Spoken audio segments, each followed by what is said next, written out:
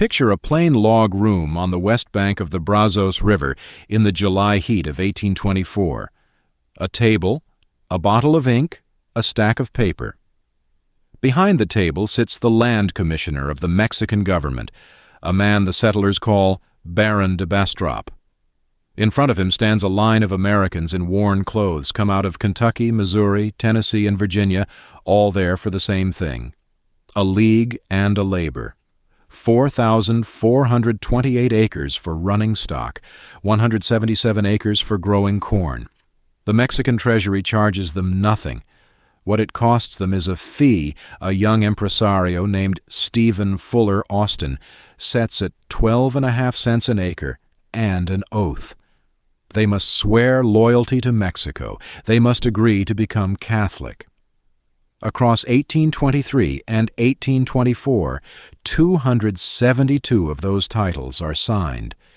Within 12 years, the men in that line will have taken the country they are swearing to. And here is the part almost nobody tells you. The word for those men, in Texas history, is Anglo, and it is a term of art.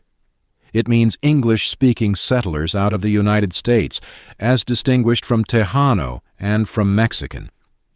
It is a legal category under Mexican law, not a bloodline. Their register survives, and it does not hold 300 families. It holds 307 titles issued to roughly 297 grantees, as Christopher Long of the Texas State Historical Association records in the Handbook of Texas. The number is symbolic. The names are not Bell, Duke, Rab, McCormick. Names that may be sitting in a county deed book a few branches above you. So this is the list. 16 old 300 surnames, counting down. For each one, where the name most commonly comes from, one documented story you will not forget, and where the line runs afterwards when the records carry it. No invented ancestors, and no famous descendant the sources do not support. Somewhere in here you may hear your own last name, so watch all the way to number 1 and check your tree as we go. These were not the first families in Texas. They were the first Anglo families to hold legal title in Texas, under Mexican law, on land that was Mexico's, that Spain had claimed long before, and that the Karankawa, the Tonkawa, the Caddo, and the Comanche had lived on for thousands of years. Spain could not populate Texas. Mexico inherited the problem and solved it by hiring Americans. Margaret Swett Henson of the Handbook of Texas sets out the laws. The Imperial Colonization Law, signed by Emperor Agustin de Iturbide in January of 1823, required colonists to be Catholic, and it was applied to Austin's colony by special decree, which is why the old 300 alone hold titles under it. Henson's summary is blunt. Religion enforcement was loose. Father Michael Muldoon of County Cavan, the only priest ever assigned to these settlers, did not arrive until 1831, and men who converted on paper to secure a title were mocked afterwards as Muldoon Catholics. And now the part that cannot sit in a card at the end. By the autumn of 1825, Austin's colony held 1,790 people, and 443 of them were enslaved. Close to 1 in 4. 69 grantee families were slaveholders. Randolph Campbell of the University of North Texas traces what followed. Mexico banned any further introduction of enslaved people in 1827, and within a year the legislature had legalized the workaround, contracts of 99 years that declared a person free while binding him and his descendants to lifelong service. Vicente Guerrero abolished slavery across Mexico in 1829, and Texas was exempted within months. The break came fast. The law of the 6th of April, 1830, barred further American entry. Austin was arrested at Saltillo in 1834. Then in March of 1836, retreating in front of Santa Anna, the Texian army burned its own colony, and Moseley Baker, burned San Felipe de Austin. These towns were not destroyed by Mexico. They were destroyed by Texas. These settlers were immigrants who entered under a foreign law, swore loyalty to Mexico, agreed to adopt its religion, and within 12 years had taken the territory. One last thing before the countdown. Watch what the clerks did to these names. Burnham lost its H and became Burnham because a clerk wrote what he heard. Cummins and Cummings sit on the register as though they were two men, and may well be one man, written twice. A German Werner flattens into an English-looking Varner in one generation. The spelling of your name may have changed a dozen times on the way to you. Now, watch for your own name. Number 16, Robbins. A patronymic, son of Robin, and Robin is the Anglo-Norman pet form of Robert, out of the Germanic words for fame and bright. William Robbins took a league in present Brazoria County in July of 1824, and the census of 1826 gives his household in one line: a stock raiser between 40 and 50, his wife Mary, 6 children, 1 servant, and 2 enslaved people. 6 children and 2 people who were property in the same hand. In 1827, Austin sent him riding alone to the Cherokee to keep them out of a war the colony could not afford. Check your tree. Number 15, Pettus, an English name concentrated in Norfolk and Suffolk, and there are 2 derivations, neither of them settled. It may be habitational from Petaw in Suffolk. It may be a variant of Pettit, from the Anglo-Norman French for small. William Albert Pettus sailed to Texas on the schooner Revenge and took 2 leagues and a labor in 1824. His census line reads a wife, 2 sons, 1 servant, and 8 enslaved people. His son, John Freeman Pettus, fought at San Jacinto, and the record notes he lost a pack mule valued at $50. Look for it. Number 14, Duke, from Middle English and Old French, out of the Latin dux, meaning leader. Usually occupational, a servant in a duke's household, or a clipped form of Marmaduke. Thomas Marshall Duke was born at Lexington, Kentucky in 1795, and his mother, Charlotte Marshall, made him the nephew of John Marshall, Chief Justice of the United States. He crossed to Texas aboard the schooner Lively and became first constitutional alcalde of the colony. The nephew of the man who wrote Marbury against Madison died of yellow fever in the Refugio epidemic of 1867. And there is no connection to Duke University. Check it. Number 13, Cummins. 2 separate names collapsed into one spelling in America. The first is Scottish and Anglo-Norman, from Commons on the Franco-Flemish border, carried into Scotland by the Comyn family, whose head John Comyn was killed by Robert the Bruce in 1306. The second is Irish, out of the Gaelic word for bent or crooked. James Cummins was looking at Texas in 1819, before Moses Austin ever got his permit. He served 4 years as alcalde at San Felipe, the colony's chief magistrate. By 1836 he was too old to fight, and he watched the war he had spent 13 years making possible. Check your tree. Number 12, Kincheloe. And here the honest answer is that nobody knows. The name appears almost only in America, out of colonial Virginia and Kentucky, and no scholarly dictionary gives it an origin at all. William Kincheloe registered as a colonist in October of 1821, among the earliest. Austin sent him to choose land for 20 families, and he picked the ground where Wharton now stands. Then he bought a schooner, the only son, to carry the settlers in, and hired men to plant corn so the families would have food. Yellow fever broke out on the return voyage. The man who organized the passage buried his own passengers. Look for it. Number 11, Whiteside, English and Scots, topographic, from the Old English words for white and for a hillside. James Whitesides came from Missouri before April of 1824, left his family behind, and kept a tavern at San Felipe. Then the story Noah Smithwick wrote down. A prisoner held at his place on a murder charge died in his custody, and Whitesides rushed the burial. Later, the supposed murderer turned up alive in New Orleans. The coffin was opened. Inside was a green log. Nobody was prosecuted, and the coffin man later sat on a school board. Check it. Number 10. Coles. A patronymic of coal, from the Old English byname cola, from the word for charcoal, a nickname for a swarthy man. John P. Coles reached the Brazos in 1822 and took title to 8½ leagues. His cedar log cabin anchored Coles' settlement, and he kept a public house there. He is buried at Independence, the town that outbid every rival in Texas for Baylor University and was then bypassed by the railroads. By the year 2000, it held 140 people. Check your tree. Number 9. McNeil. Anglicized Gaelic MacNeil, son of Niall, and the meaning of Nile itself is disputed.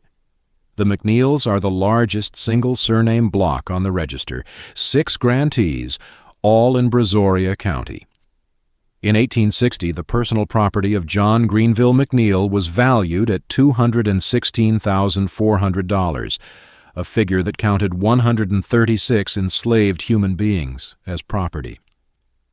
Sterling McNeil landed enslaved people off the ship Shenandoah without authorization in February of 1836. His plantation was called Darrington. Darrington later became the Darrington State Prison Farm. That requires no commentary. Check it. Number 8. Bell. English and Scots, with 3 genuine roots that cannot be separated without a documented pedigree. A bell ringer or bell founder, a house or inn that hung a bell for its sign, a nickname from the Old French for handsome. Anyone who tells a bell which one is his without a paper trail is guessing.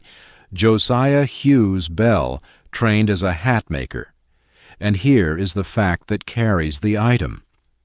From 1822 until August of 1823, while Austin was away in Mexico, Bell took charge of the colony. For roughly a year, the entire Anglo settlement of Texas was run by a hatter. He laid out Columbia, where Stephen F. Austin died. Look for it. Number 7. Burnham. English and habitational, from the places called Burnham in Norfolk and Somerset, out of the Old English for a stream and a homestead. Jesse Burnham went to Texas in 1821, seeking relief from an illness he had contracted in the War of 1812. He built a trading post and ferry that became Burnham's Crossing, for a decade the main way across the Colorado. Then, in 1836, Sam Houston destroyed it during the retreat, so the Mexican army could not use it. 12 years of work, burned by his own commander, to slow an army down. He lived to 91. Check your tree. If you have already heard your family name in this countdown, or if you are still waiting and quietly hoping it is coming, take 1 second to subscribe to Anglo Origins. Every week we trace the bloodlines and the surnames that built the English-speaking world, the way the real records and the real DNA tell it. Now let us keep counting down. Number 6, Varner. Almost certainly an Americanized spelling of the German Werner, from the old High German words for guard and for army. Martin Varner was born in Pennsylvania, which fits exactly. There is a competing English reading, a keeper of a rabbit warren. Varner took his league in Brazoria County in 1824, and he guarded the baggage camp at San Jacinto. And in February of 1844, he quarreled with a neighbor named Simon Gonzalez. His 18-year-old son, named Stephen F. Varner for the impresario, stepped in to help his father and was shot dead. Martin died of his own wounds 3 days later. Check it. Number 5, Rab. Scottish and Northern English, from Rab, the Scots' pet form of Robert. But William Rab was born in Pennsylvania in 1770, and Rab is also a plausible Americanization of the German Rap, meaning raven. He took roughly 22,000 acres on the promise of a grist mill. He had bought 2 Scottish millstones weighing about a ton each, and had to move them 100 miles inland from Matagorda with no road. So he mounted them on the ends of an axle, made them the wheels of his own wagon, and had oxen roll them overland. He built the mill out of the wheels he arrived on. His daughter-in-law, Mary Crownover Rabb, ran her spinning wheel during Indian scares to steady her nerves, and wrote it down for her children. Check your tree.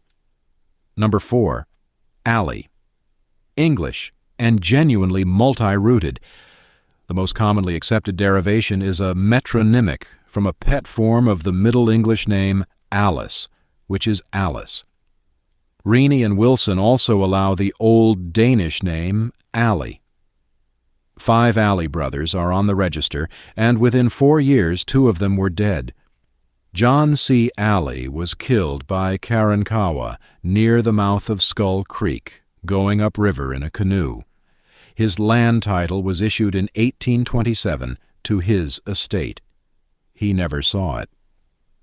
Thomas Valentine Alley fell from his horse crossing the Brazos and drowned at 28. Do not hear that as adventure. Both sides killed. Only one side ceased to exist. Look for it. Number 3, Austin, a contracted form of the Latin Augustinus, from Augustus, meaning venerable or consecrated. The most consequential surname in Texas history means, at root, the revered one. And no, there is no documented relationship to the novelist Jane Austen. Stephen Fuller. Austin inherited his father's grant in 1821 and got the impresario system written into Mexican law.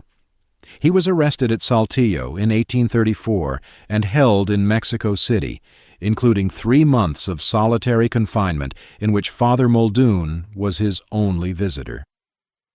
He lost the presidency to Sam Houston and died in December of 1836, aged 43, in another man's house, unmarried and childless. His brother James died of yellow fever at 25, and the honest record shows James lobbying Mexican officials to protect slavery and Stephen securing the Texas exemption from the Emancipation Decree. Check it. Number 2. Gross. 2 live possibilities for this family, English and Anglo-Norman, from the Old French for big or stout, or an Americanized spelling of the German gross. Jared Ellison Gross arrived at the Brazos in January of 1822 with some 50 wagons and 90 enslaved people. 90. At a stroke, he was the largest slaveholder in Austin's colony, and Mexico granted him 10 leagues, roughly 44,000 acres, more than 9 times a normal grant. Then the revolution ran on his land. Sam Houston's entire army camped at his Bernardo plantation through the first half of April, 1836, staging the Twin Sisters cannons there before San Jacinto. The army that made Texas was fed and armed on the labor of 90 enslaved people, and Texas has spent 2 centuries telling that story without them in it. Check your tree. And number 1, McCormick. We have saved this one for last because it may be the hardest of them all. Anglicized Gaelic Mac Cormaic, son of Cormac, and the meaning of Cormac itself is genuinely disputed. Margaret McCormick, called Peggy, was born in Ireland around 1788 and came to Texas with her husband Arthur and 2 sons. In August of 1824, they received a league where Buffalo Bayou meets the San Jacinto River. Arthur drowned before the year was out. She was a widow on the frontier with 2 boys and a herd. And 12 years later, the Texas Revolution ended in her front yard. Roughly 630 Mexican soldiers died in 18 minutes on her league. She came back to a ransacked house and a field of bodies, walked 3 miles to Sam Houston's camp, and demanded that he bury them. Houston refused. Santa Anna refused. So Peggy McCormick and her 2 sons buried an army themselves. The famous quotation attributed to her is folklore, absent from Margaret Swett Henson's account, and you will not hear it here. It got worse. A suspicious resurvey moved her eastern boundary, and in 1845 the sheriff quietly sold 3,968 acres of her land to satisfy debts she did not know existed. The records do not settle whether she ever knew.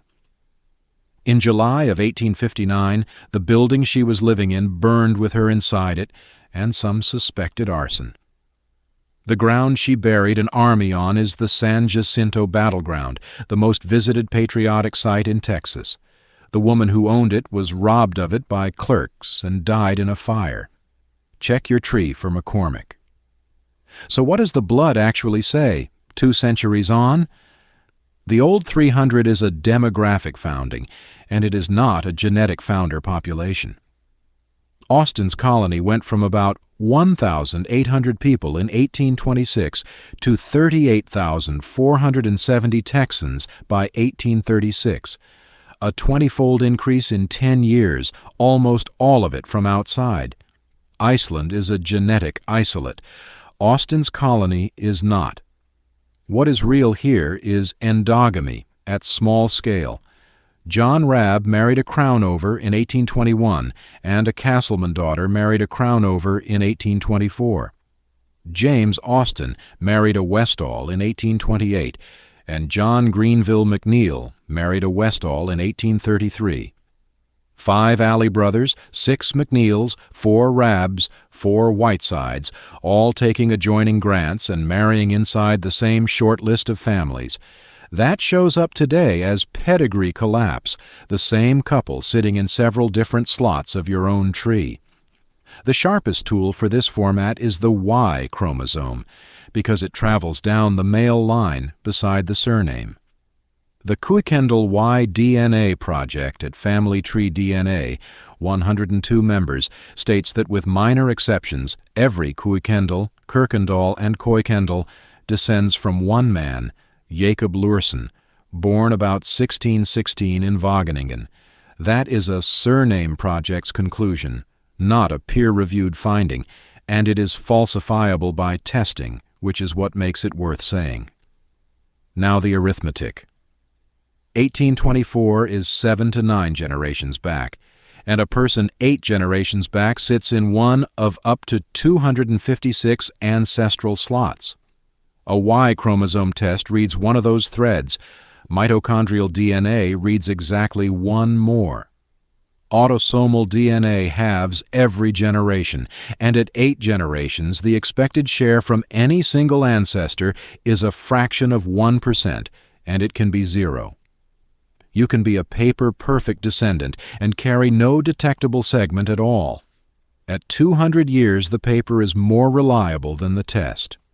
2 more things before a comment section says them for you. Misattributed paternity runs at roughly 1 to 2% per generation in the European work of Martin Larmousseau at KU Leuven. So over 8 generations, a surname that does not match its Y chromosome is a normal outcome, not a scandal. After emancipation, formerly enslaved families across the South commonly carried the surnames of the households that had held them. So a shared surname with a grantee is not evidence of descent from that grantee, and in some cases it is evidence of descent through coerced paternity the records do not name.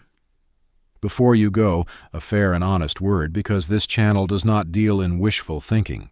A surname does not prove descent. These 16 names are on a register, and that is a fact about a document, not a fact about anybody alive. Transcriptions disagree on spellings. Some men almost certainly appear twice, and the Texas State Historical Association calls the phrase Old 300 symbolic rather than exact. No commercial test result will ever tell you that you descend from an Old 300 grantee. Etymology is probability, not certainty. And for Kincheloe, Pettus, and Gross, there is no derivation I could confirm to a scholarly dictionary. And arms are granted to individuals and their descendants, never to a surname. What actually works is free. The Handbook of Texas online from the Texas State Historical Association carries a dated authored entry for most of these grantees. The Texas General Land Office holds the original Spanish and Mexican land grant documents.